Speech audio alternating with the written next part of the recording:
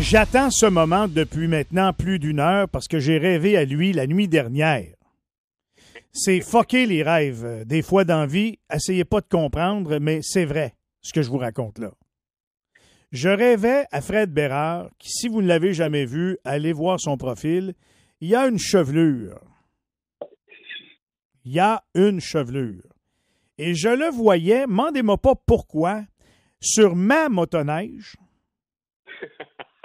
Puis fouillez-moi pourquoi, parce que ma motoneige, elle n'est pas archaïque, elle a un démarreur électrique. Mais je voyais Fred qui tirait sur la poignée pour partir la motoneige, puis ça partait pas.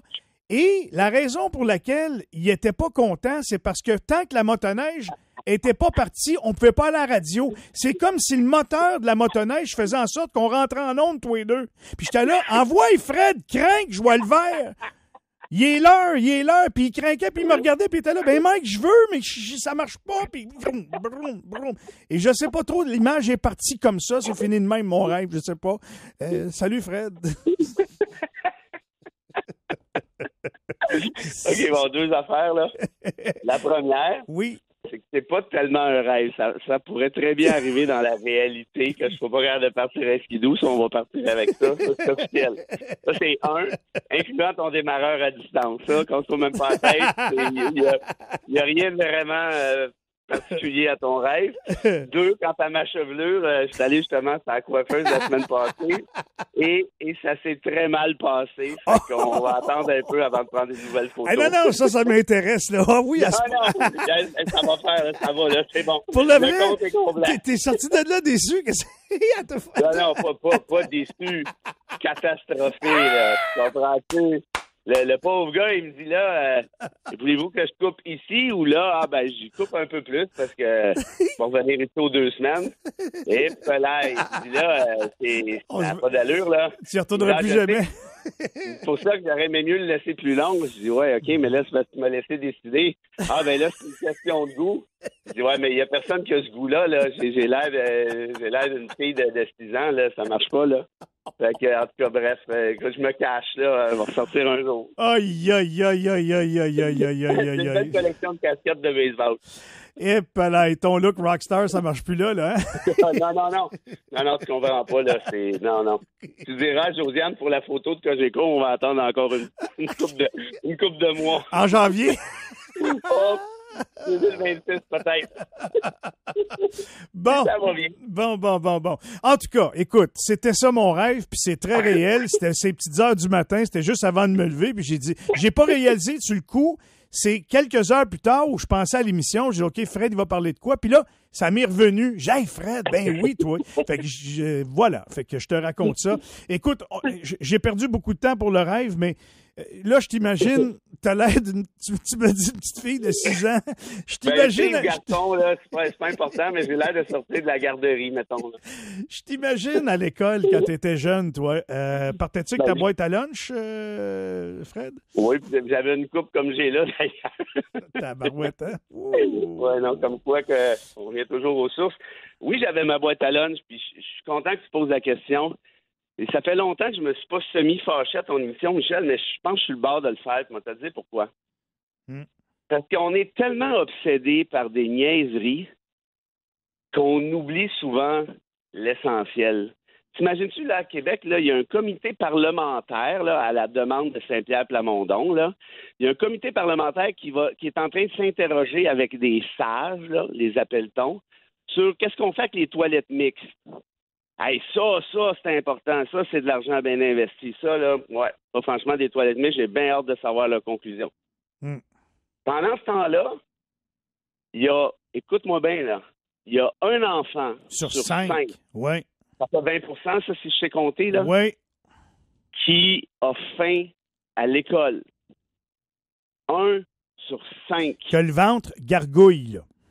Promenez-vous dans la rue, là. 1 sur 5. Comment ces enfants-là peuvent réussir à l'école? C'est ça la question. L'autre affaire, écoute bien ça. Ils disent, ouais, mais ça coûte cher. Ouais, mais là, Le Canada est le seul. Mon blanc ne s'adresse pas juste à Québec, là. Tu comprends qu'il vise le Canada entier. Le Canada est le seul pays du G7 qui n'a pas de programme du genre. Le seul. C'est un des seuls de l'OCDE. Attends une minute, là. Quand tu parles pas. de programme du genre, tu parles de programme où est-ce qu'on fournit la nourriture Exact. aux enfants à l'école.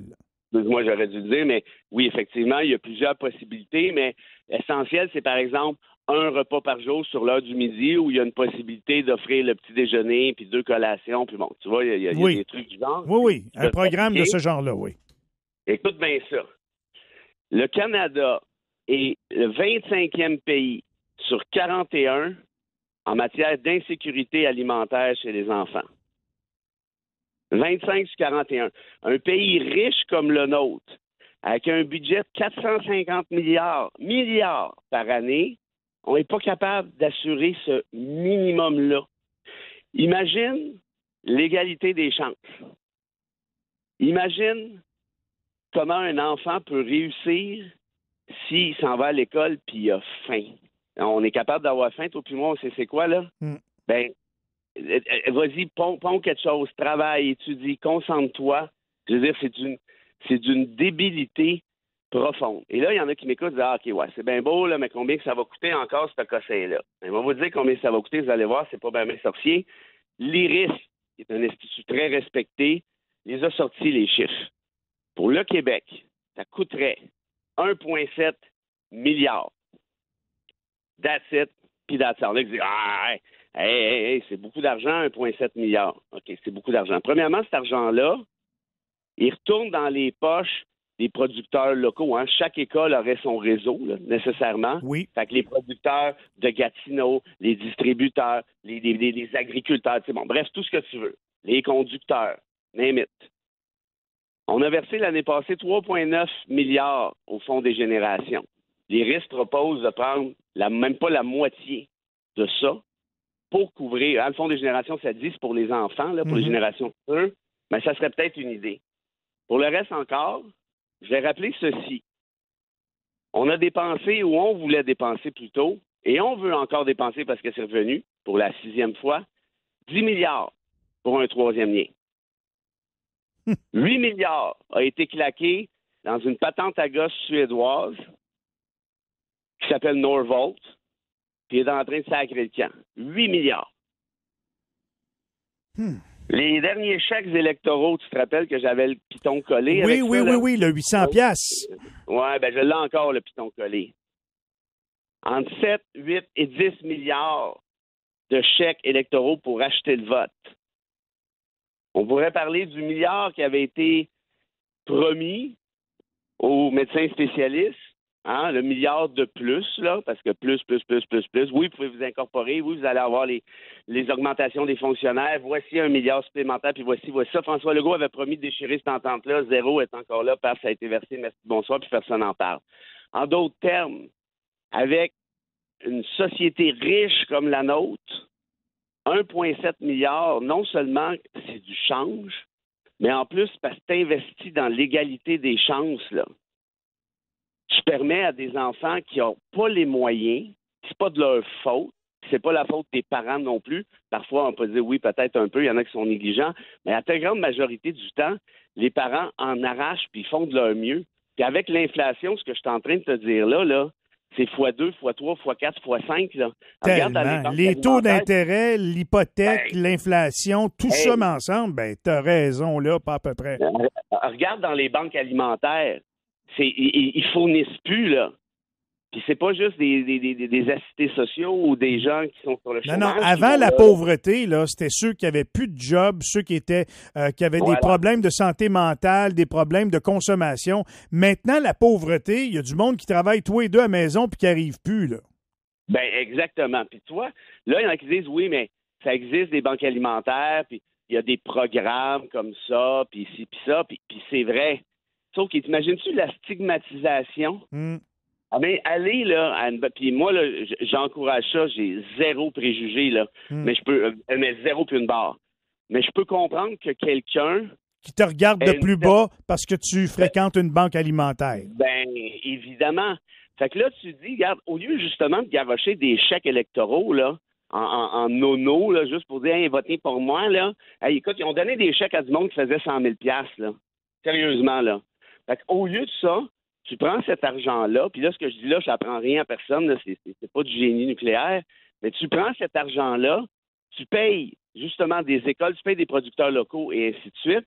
Ça fait en sorte que les parents, mine de rien, ont 5 lunchs de moins à faire dans leur semaine. S'ils ont 2 enfants, c'est 10. S'ils en ont 3, c'est 15. Puis, nécessairement, ça donne un petit lousse dans leur budget. Et ça, c'est beaucoup plus, à mon avis, beaucoup plus porteur que de saupoudrer de l'argent juste pour être élu. Tellement bien dit, Fred. Franchement, là, tu as tellement raison ce matin. Je me rappelle, on avait un petit gobelet de lait, nous autres, à l'école. Je sais pas pour toi, là. On avait ça. Oui. Je sais pas si c'est pas. J'écoute, j'ai perdu ça avec le temps, si ça se fait encore ou pas, là, mais on avait ça. À tous les matins, là, je passais le lait, moi, dans ma classe. Tu comprends? Oui, parce que. Et puis c'était un peu ça l'idée. C'est qu'on disait, il y a plein d'enfants, et là tu me parles dans les années 80. Oui. Puis j'étais là, la même affaire que toi, on avait ça aussi. Et l'idée derrière ça, c'était pas du génie nucléaire non plus, c'était la même affaire. Il y en avait beaucoup qui n'avaient pas, puis il fallait le faire. Puis il n'y avait pas de jugement, puis on se regardait pas de travers. On était bien content d'avoir notre gobelet de lait. On m'a dit, j'en prenais un, puis s'il y en restait un autre, je n'aurais pris un autre. Tu comprends? Fait que c'est ça. Hey, très bon point ce matin. Puis s'il y a des gens qui ont des réflexions là-dessus, je vous invite à communiquer avec moi au 98985. C'est un dossier qui m'intéresse beaucoup, ça. On va peut-être faire une suite à ça la semaine prochaine. Fait qu'envoyez-moi vos commentaires si vous vivez des situations particulières dans la région de l'Outaouais. Toujours intéressant.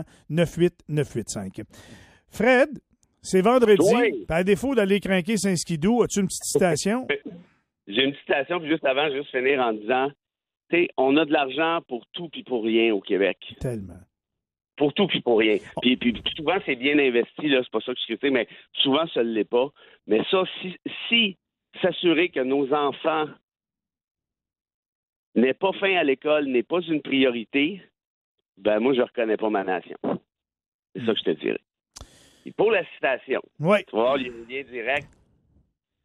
Qui d'autre que Victor Hugo, notamment son chef-d'œuvre, Les Misérables. En fait, ma citation est issue directement des Misérables. Et ça commence comme ceci. Puis ça se finit comme ceci aussi. La fin, F-A-I-M, la fin justifie les moyens, mais on a rarement les moyens quand on a faim. Tabarouette que c'est bien dit. Maudit que c'est bon. Il y a juste toi pour nous trouver des affaires de même. Je te fais un gros câlin avec tes cheveux courts, puis...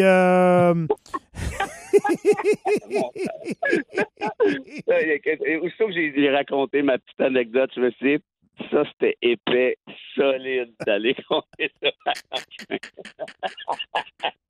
Hey, c'est drôle. Je t'imagine Nathalie Simard. Non, hey, je te laisse! Non, justement, arrête. C'est ça que je suis en train de te dire. T'imagines rien partout, t'as rien entendu, tout va bien. Bon week-end, Fred, puis on se retrouve la semaine prochaine. Bye-bye. Salut tout le monde. Bye. 7h25, on s'arrête là-dessus. Aïe. On a parlé de pauvreté, hein? On a parlé d'école, c'est un sujet très sérieux. Si vous en avez des commentaires, des préoccupations, des situations à nous rapporter, 98985, ça m'intéresse. D'ailleurs, dans quelques instants, on reçoit un spécialiste parce que le taux d'intérêt est à la baisse, ça nous donne un petit répit, mais est-ce que ça nous donne vraiment un répit? Puis pour les gens qui, dans la grande majorité des Québécois, semble-t-il, une majorité de prêts hypothécaires sont à renouveler dans les prochains mois, dans la prochaine année. Alors, on va poser nos questions à Sébastien McMahon. Il est un spécialiste en économie. Restez là.